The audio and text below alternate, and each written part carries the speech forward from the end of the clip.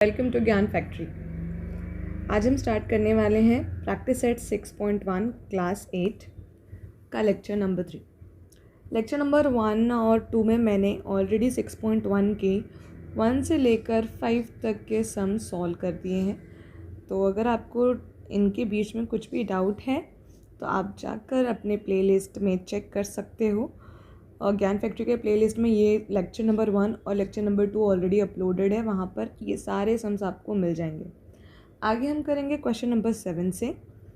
So question number 7 आप screen पे देख सकते हो, m² - 23m × 120। As I told you, first of all आप क्या करोगे, फर्स्ट नंबर का मल्टीप्लाई लास्ट में, करेक्ट। लास्ट फर्स्ट टर्म में कोई नंबर नहीं है तो क्या है, 1 multiply by 120 is 120 only, correct.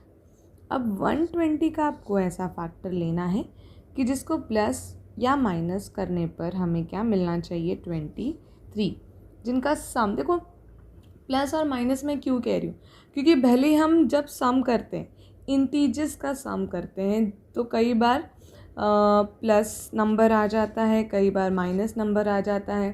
तो इनका हम जब भी सम करेंगे तो एक कई बार ऐड करना होता है, तो कई बार सब्ट्रैक्ट, तो हम उसके अकॉर्डिंग जाएंगे, ठीक है। तो देखो 120 के लिए तो बहुत से फैक्टर मिल सकते हैं, जैसे 12 10 120 और 34 120, 43 120, 15 8 120। तो और भी फैक्टर्स हो सकते हैं 120 के, पर हम इनमें से किसको डिसाइड करेंगे किसे लेना है, तो वो कैसे पता चलेगा, मिडल टर्म से।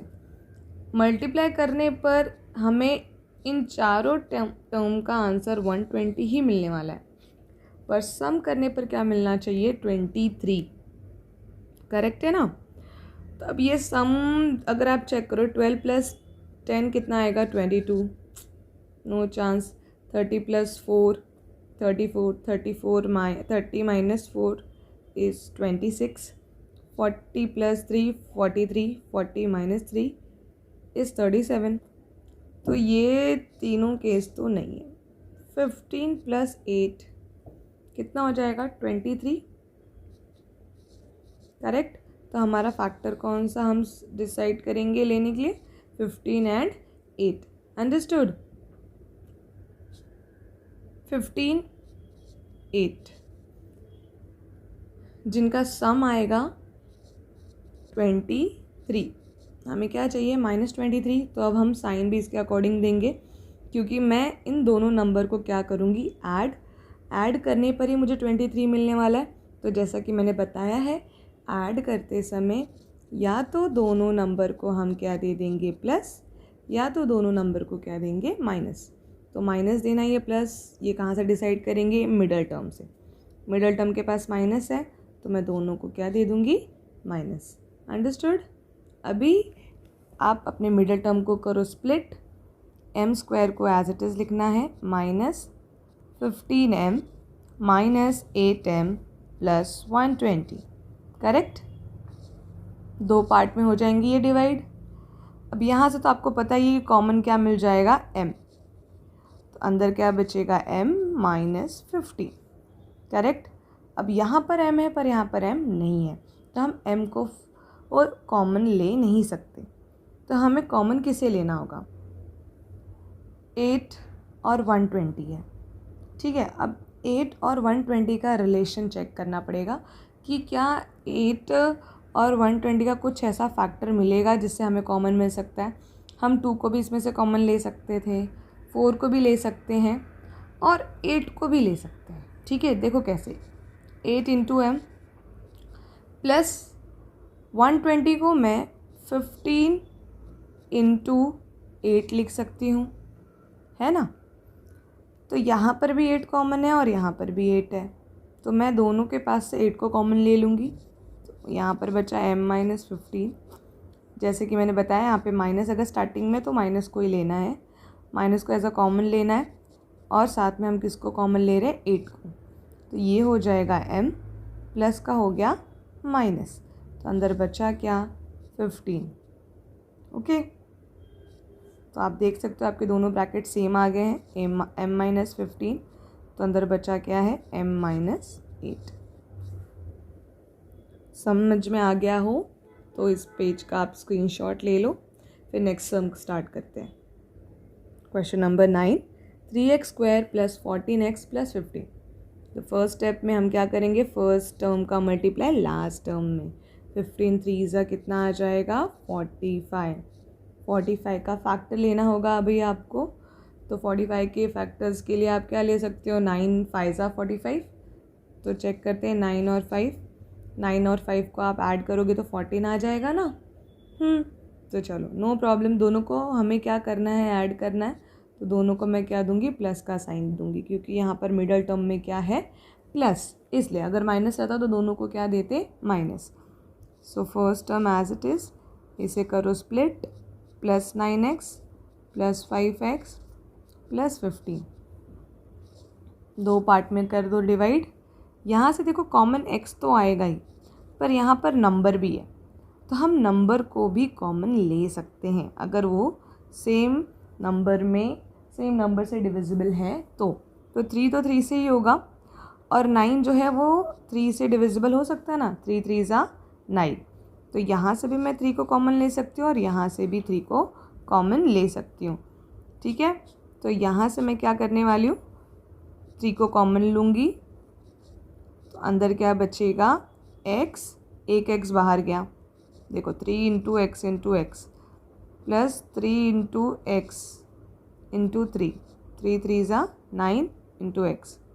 तो x को ले लिया कॉमन, 3 को ले लिया कॉमन, बचा क्या यहाँ पर x प्लस 3। समझ में आया बच्चों। अब यहाँ पे स्टार्टिंग में प्लस है, सेकंड पार्ट के स्टार्टिंग में, तो यहाँ पर प्लस लेना है। 5 तो प्राइम नंबर है, तो आप चेक करो कि 15 क्या 5 से डिविजिबल है, हाँ 5 इंटू 3। तो यहाँ से मैं 5 को कॉमन ले सकती हूँ ना, यहाँ से ले लो आप 5 को कॉमन, अंदर बचा x और यहाँ पे बचा प्लस 3। आप देख सकते हो यहाँ पर आपका सेम टर्म आ चुका है, x प्लस 3, तो बचा क्या आपके पास 3x प्लस 5। ठीक है, आई होप आपको ये सम समझा होगा। चलो नेक्स्ट सम की तरफ चलते हैं। Question number 10, 2x square plus x minus 45। तो फर्स्ट ऑफ ऑल हम क्या करेंगे, फर्स्ट टर्म का मल्टीप्लाई लास्ट टर्म में। 45 मल्टीप्लाई बाय 2 इज़ 90। अब 90 का आपको ऐसा फैक्टर लेना है कि जिसको सम करने पर आपको क्या मिले 1। मतलब यहाँ पे मिडल टर्म में सिर्फ x है ना, तो कुछ नहीं है तो क्या है 1 है। तो आपको ऐसे दो इंटीजर्स लेने हैं जो आसपास में हो। ठीक है, मतलब एक को अगर मैं प्लस दूँ और एक को माइनस दूँ तो वो माइनस होने पर आंसर क्या आ जाए 1 आ जाए। तो देखो ऐसा तो 10 9 ज़ा 90 ही हो सकता है। 10 माइनस 9 क्या हो जाएगा 1। तो किसको प्लस दें किसको माइनस, जैसा कि मैंने आपको बताया सब्ट्रैक्शन करते समय एक नंबर को प्लस और दूसरे नंबर को क्या देना है माइनस। तो किसे प्लस दे किसे माइनस वो डिसाइड करेगा हमारा मिडल टर्म। मिडल टर्म के पास प्लस है तो बिगर नंबर को भी क्या मिलेगा प्लस और स्मॉलर नंबर को माइनस। प्लस माइनस क्या हो जाएगा minus. 10 minus 9 is 1, bigger number का साइन क्या आएगा प्लस। ठीक है, तो अभी स्प्लिट करके लिख लें 2x square plus 10x plus minus 9x minus 45। ठीक है, अब इसे दो पार्ट में डिवाइड कर लो। दो पार्ट में डिवाइड करते वक्त अब आपको यहाँ से देख सकते हो यहाँ पर x तो है ही, तो x तो कॉमन आएगा ही, साथ ही साथ यहाँ पर क्या है 2 और यहाँ पर है 10। तो हम 2 को कॉमन ले सकते हैं बिकॉज 10 भी 2 से डिविजिबल है। आप 10 को 2 इंटू 5 लिख सकते हो, तो यहाँ से भी 2 कॉमन आएगा और यहाँ से भी 2 कॉमन आ जाएगा। ठीक है, तो यहाँ पे मैंने ले लिया 2 को कॉमन, अंदर बचता है x प्लस ये है 5x ऑलरेडी जा चुका है। अब यहाँ स्टार्टिंग में माइनस है तो मैंने माइनस को तो कॉमन लेना ही है।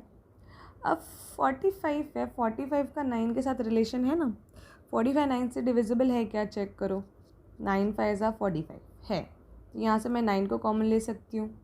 यस, 9 को यहाँ से कॉमन ले लिया तो यहाँ पर क्या बचेगा x। क्योंकि मैंने माइनस को कॉमन लिया है तो ब्रैकेट के अंदर के सारे साइंस क्या हो जाएंगे, चेंज। जो प्लस है वो क्या हो जाएगा, माइनस, और जो माइनस है वो हो जाएगा प्लस। तो यहाँ दोनों ही माइनस थे तो दोनों क्या हो जाएंगे, प्लस। ठीक है, now you can see common terms, x + 5 common मिल रहा है आपको, तो अंदर क्या बचा, 2x - 9। ठीक है बेटा, समझ में आया हो तो इस स्क्रीनशॉट ले लो इसका। चलो नेक्स्ट सम पे चलते हैं। Question number 11, 20x² - 26x + 8। बहुत इजी है। फर्स्ट टर्म का मल्टीप्लाई लास्ट टर्म में, 28 ज़ा 160। अब 160 का फैक्टर लेना है जिससे आपको क्या मिल जाए मिडल टर्म में, 26। तो देखो ज़्यादा सोचने की ज़रूरत नहीं, 16 10 ज़ा 160, 16 + 10 26। तो मुझे ऐड करना है तो दोनों को सेम साइन देना होगा। सेम साइन में या तो प्लस या तो माइनस, तो प्लस देंगे या माइनस। मिडल टर्म को देखो, मिडल टर्म में माइनस है तो दोनों को ही क्या दोगे, माइनस। ठीक है, सो यहाँ पे हुआ 20x² - 16x - 10x + 8। Okay, now divide the terms. यहाँ से अब आप देख सकते हो आपको x तो कॉमन मिलेगा। इसके पहले जो भी सम्स कर रहे थे ना, तो जो उसमें से स्मॉलर नंबर होता था उसका फैक्टर ईजिली आपको मिल जाता था दूसरे नंबर के साथ भी। लेकिन यहाँ पर थोड़ा सा प्रॉब्लम होगा। यहाँ पे 20 ऑलरेडी 16 से बिगर नंबर है और 20 और 16 दोनों सेम टेबल में सेम नंबर से डिविजिबल तो हैं, पर 20 के टेबल में 16 नहीं आएगा और 16 के टेबल में 20 नहीं आएगा।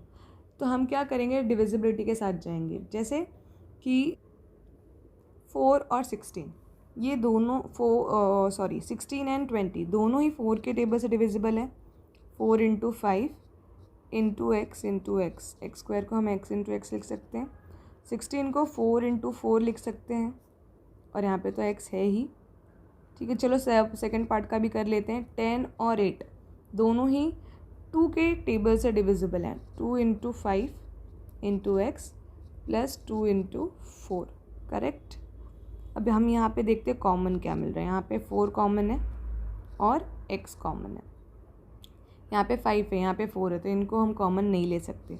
तो कॉमन क्या लेंगे, 4x, अंदर बचता है 5x - 4। x बाहर जा चुका है। अब यहाँ पर देखते हैं, यहाँ पे स्टार्टिंग में माइनस है तो माइनस लगा लो। 2 कॉमन है ना, 2 लिख लो। अंदर क्या बचा, 5x। अब क्योंकि माइनस को कॉमन लिया है इसलिए साइन हो जाएंगे चेंज। प्लस का माइनस, यहाँ पे माइनस का तो प्लस हो ही चुका है और क्या बचा, 4। देखो सेम टर्म्स आ गया। ये क्वेश्चन करने में थोड़ा सा दिमाग लगाना है क्योंकि यहाँ पे थोड़ा सा नंबर क्या है, बड़ा है। हाँ, कॉमन लेने में आपको थोड़ी सी परेशानी होगी, बस थोड़ा सा ध्यान दोगे तो ज़रूर आ जाएगा। तो सेम टर्म सेम ब्रैकेट को एक बार लिख लो। 5x - 4 बचा क्या, 4x - 2। समझ में आया? तो नेक्स्ट सम करें अभी। स्क्रीनशॉट ले लो इसका। Question number 12, 44x² - x - 3। तो 44 को देख के डरने की ज़रूरत नहीं है। फर्स्ट टर्म का मल्टीप्लाई लास्ट टर्म में करोगे तो आपको मिलेगा 132। तब आप बोलोगे मिस 132 का फैक्टर लेना तो वो मुश्किल है, हमें इतना टेबल नहीं याद है। तो कोई प्रॉब्लम नहीं है, हम क्या करेंगे, इसको फैक्टराइज करेंगे। ठीक है, फैक्टराइज करना आपको आता ही है। 2 × 6 = 12, 1 रिमेन, 2 × 6 = 12, 2 × 3 = 6, 2 × 3 = 6। फिर लेंगे 3, 3 × 1 = 3, 3 × 1 = 3, ये फिर तो 11 से ही जाएगा। अब आप देख सकते हो यहाँ पर, तो इनका 2 सेट बनाना है। 2 × 2 = 4, 4 × 3 = 12। देखो आपको ऐसे फैक्टर लेने हैं जिसको ऐड या सब्ट्रैक्ट करने पर आपको क्या मिले, 1। तो ये रहा 12 और ये ऑलरेडी है 11। तो अगर 12 को हम दे दें प्लस माइनस और 11 को प्लस, प्लस माइनस तो माइनस होगा और माइनस करने पर आंसर क्या आ जाएगा, 1। मतलब अगर हम इनको इंटीजर्स बनाएं, ठीक है, इनको अगर सब्ट्रैक्ट करें तो सब्ट्रैक्ट करने के केस में मैंने क्या बताया, एक नंबर को प्लस और एक नंबर को माइनस। किसे प्लस देना है और किसे माइनस, मिडल टर्म बताएगा। मिडल टर्म के पास माइनस है तो बड़े नंबर को माइनस, छोटे नंबर को प्लस। ठीक है, minus plus minus, 12 minus 11 is 1 और बिगर नंबर क्या है 12 और उसका साइन क्या है माइनस। समझा? सो 44x² minus 12x minus plus 11x minus 3, 2 part में कर देंगे इसे डिवाइड।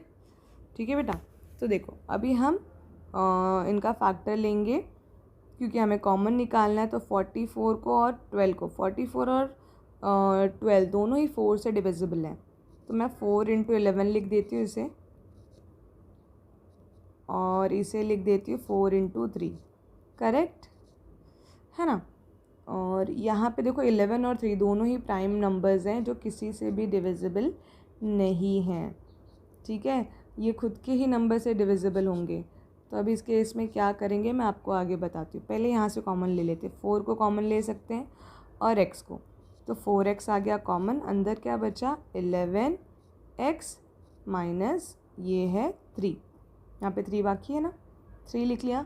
अब मैंने जैसे कि आपको बताया था, अगर कोई ऐसा केस हो जहाँ पर आपको कॉमन नहीं मिल रहा, तो मान लो यहाँ पे कुछ कॉमन नहीं मिल रहा तो 3 × 1 तो लिख सकती हूँ ना, 1 लिखने से क्या ही जाने वाला है। तो कुछ कॉमन नहीं है तो क्या कॉमन मिलेगा आपको 1, यहाँ पे प्लस था तो आप लिखो +1, अंदर क्या बचा 11x और प्लस लिया इसलिए साइन चेंज होने वाला नहीं है, 11x माइनस 3। तो यहाँ पे कॉमन क्या मिल गया आपको 11x माइनस 3 और ये रहा 4x + 1।